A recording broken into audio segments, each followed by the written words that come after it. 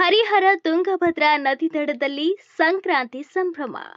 ಬಗೆ ಬಗೆ ಖಾದ್ಯಗಳ ಭೋಜನ.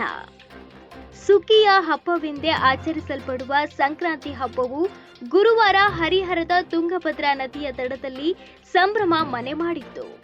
ಸುಗ್ಗಿಯ ಹಬ್ಬವೆಂದೇ ಆಚರಿಸಲ್ಪಡುವ ಸಂಕ್ರಾಂತಿ ಹಬ್ಬದಲ್ಲಿ ಉತ್ತರ ಮತ್ತು ದಕ್ಷಿಣ ಕರ್ನಾಟಕದ ವಿವಿಧ ಜಿಲ್ಲೆಗಳಿಂದ ಸಾವಿರಾರು ಸಂಖ್ಯೆಯಲ್ಲಿ ಇಲ್ಲಿನ ತ್ರಿವೇಣಿ ಸಂಗಮವಾದ ತುಂಗಭದ್ರಾ ನದಿ ದಡಕ್ಕೆ ಆಗಮಿಸಿ ಸಂಕ್ರಾಂತಿ ಹಬ್ಬದ ಉತ್ತರಾಯಣ ಪುಣ್ಯ ಕಾಲದಲ್ಲಿ ನದಿ ಸ್ನಾನ ಮಾಡುವುದರಿಂದ ಒಳಿತಾಗುತ್ತದೆ ಎಂಬುದು ಮೊದಲಿನಿಂದಲೂ ಪ್ರತೀತಿ ಇದ್ದು, ನದಿಗೆ ಆಗಮಿಸಿದ ಜನರು ಸ್ನಾನ ಮಾಡಿ ಪೂಜೆ ಸಲ್ಲಿಸುವ ಪ್ರತೀತಿ ಕಳೆದ ಹಲವಾರು ದಶಕಗಳಿಂದಲೂ ನಡೆದು ಬಂದಿದೆ.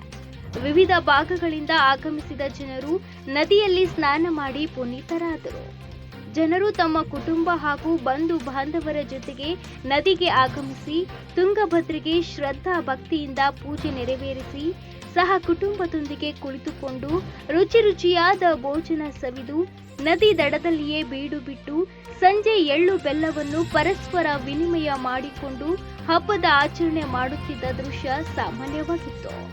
ಭೋಜನದಲ್ಲಿ ಜೋಳದ ಹಾಗೂ ಸಜ್ಜೆಯ ಖಡಕ್ ರೊಟ್ಟಿ, ಮುಳುಗಾಯಿ, ಬೆಂಡೆಕಾಯಿ, ಆಲೂಗಡ್ಡೆ, ಕಡಲೆ, ಹೆಸರುಕಾಳು, ಮಡಿಕೆ ಮೊದಲಾದ ಕಾಳುಗಳ ಪಲ್ಯಗಳು, ವಿವಿಧ ಬಗೆಯ ಚಟ್ನಿ ಪುಡಿಗಳು, ಕರಿ ಹಿಂಡಿ ಹಾಗೂ ಕೆಂಪಿಂಡಿ, ಮೊಸರು ಬುತ್ತಿ, ಚಿತ್ರಾನ್ನ, ಪೊಂಗಲ್, ಈರುಳ್ಳಿ, ಕ್ಯಾರೆಟ್, ಸೌತೆಕಾಯಿ ಜೊತೆಗೆ ಸಿಹಿ ತಿನಿಸುಗಳು ಮತ್ತು ಕಲ್ಲಂಗಡಿ, ಕರಬೂಜಿ, ಪಪಾಯಿ, ಇತರೆ ಹಣ್ಣುಗಳನ್ನು ತಂದಿದ್ದರು.